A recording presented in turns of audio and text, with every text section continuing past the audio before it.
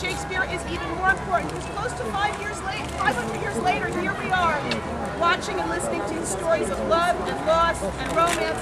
They still resonate deeply. Enjoy the show. Hey! Hey! Claudio!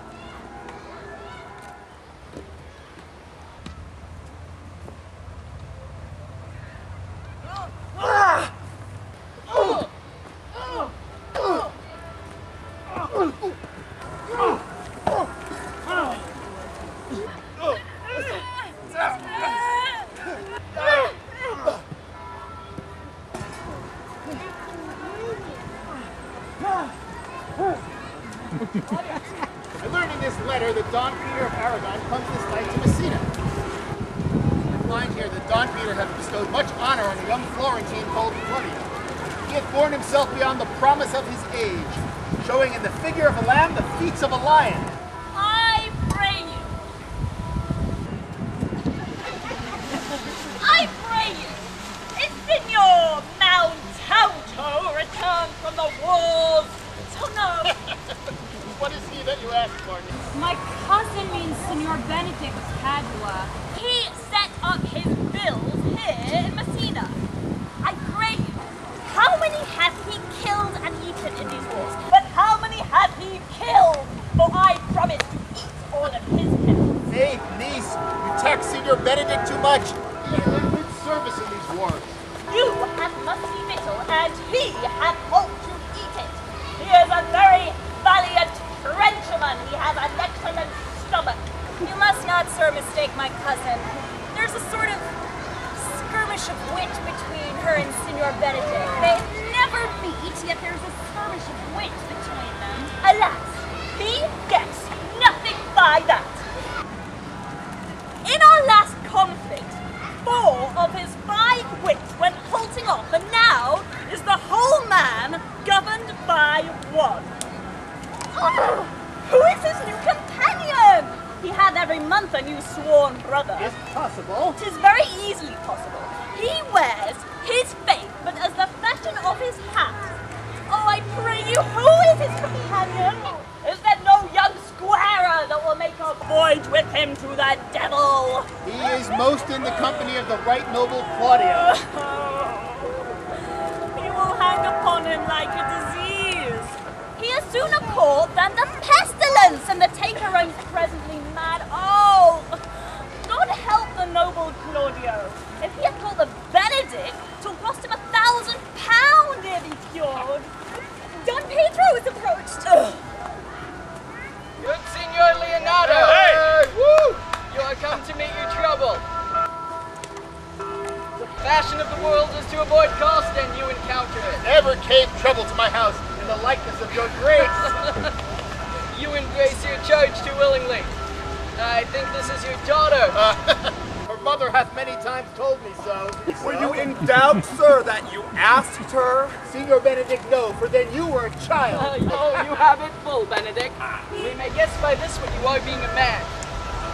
Be happy, lady, for you are like an honorable father. If Signor Leonato be her father, she would not have his head on her shoulders for all Messina.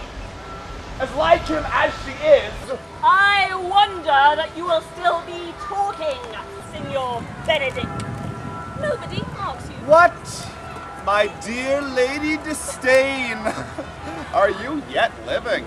Is it possible Disdain should die while she has such meat food to feed it as Signor Benedick?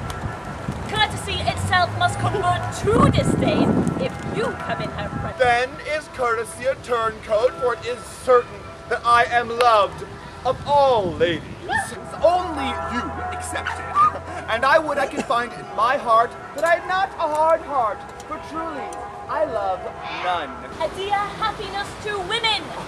They would else have been troubled with a pernicious suitor. I thank God and my cold blood.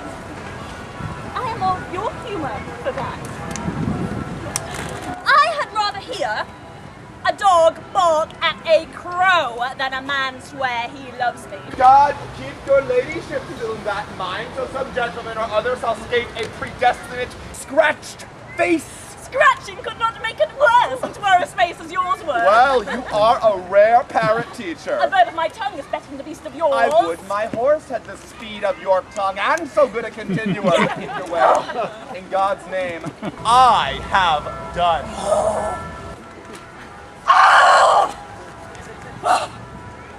You always end with a jade's trick! I know you of old. The son of all, Leonato, Signor Claudio, Signor BENEDICK. My good friend Leonato hath invited us all. I tell him we shall stay at least a month, and he heartily prays some occasion may detain us longer. I dare swear he is no hypocrite, but prays from his heart. If you swear, my lord, you shall not be firstborn. Let me bid you welcome. Being reconciled to the prince your brother, I owe you all duty. I thank you. I am not of many words, but I thank you. Please at your grace lead on. Your hand. Leonato, we will go together. Benedict! Benedict, didst thou note the daughter of Senor Leonato? I noted her not, but I looked on her. Is she not a modest young lady? You question me, as an honest man should do for my simple true judgment?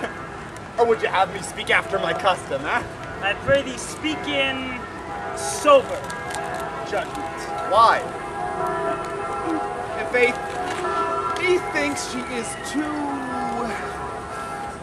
low for a high praise, too brown for a fair praise, and too little for a great praise. Oh, only this commendation can I offer her, that were she other than she is, she were unhandsome, being other but as she is.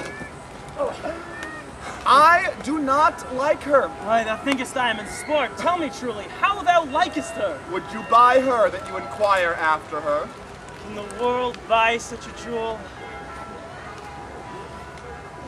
Yea, and a case to put it into. In mine eyes, she is the sweetest lady that e'er I looked on. I can see it without spectacles, and I see no such matter. There's her cousin, and were she not possessed with a fury, exceeds her as much in beauty as the 1st of May doth the last of December. But I hope you have no intent to turn husband. Have you? I would scarce trust myself, though I had sworn the contrary. If Hera would be my wife. Is it come to this? Shall I never see a bachelor of threescore again? Go to! In faith, thou wilt needs thrust thy neck into the yoke, wear the print of it, and sigh away Sundays. Look, Don Pedro is returned to seek you. What secret hath held you here that you followed not to Leonato? I would your grace would constrain me to tell. I charge thee on thy allegiance. Here, Count Claudio, I can be as secret as a dumb man, I would have you think so, but on my allegiance. Mark that, on my allegiance. He's in love. With who? Such your grace's part. Mark how short his answer is. With Hero, Leonato's short daughter. If this were so were it other? The lady is very well worthy. Speak this to fetch me in, my lord. By my troth I speak my thought. And in faith, I spoke mine. And by my two faiths and troths, my lord, I spoke mine. That I love her, I feel. That she is worthy, I know. That I neither feel how she should be loved, nor know how she should be worthy, is the opinion that fire cannot melt out of me. I will die in it at the stake. Thou was ever an obstinate heretic in despite of beauty. And never could maintain his part, but in the force of his will. That a woman conceived me. I thank her. That she brought me up, I likewise give her most humble thanks, but all women shall pardon me. Because I will not do them the wrong to mistrust any, I will do myself the right to trust none, and the fine is, for which I may go the finer, I will live a bachelor. Shall see the ere I die look pale with love. With anger, with sickness, or with hunger, my lord, not with love. Prove ever that I will lose more blood with love than I will gain again with drinking. Pick out mine eyes with a ballad maker's pen and hang me up at the door of a brothel house, the sign for blind Cupid. Well, if ever thou dost fall from this faith, it will prove a notable argument. If I do, hang me in a bottle like a cat and shoot at me. Well, as time shall try. In time, the savage bull doth bear the yoke. The savage bull may, ever the sensible Benedict bear it, pluck off the bull's horns, set them in my forehead, and let me be vilely painted. Here you may see Benedict, the married man. And now we'll see Horn Mad. Well acted. In the meantime, good Signor Benedick, repair to Leonato's. Commend me to him and tell him I will not fail him tonight, for I know he has made great preparation. I have almost matter enough in me for such an embassage, and so I leave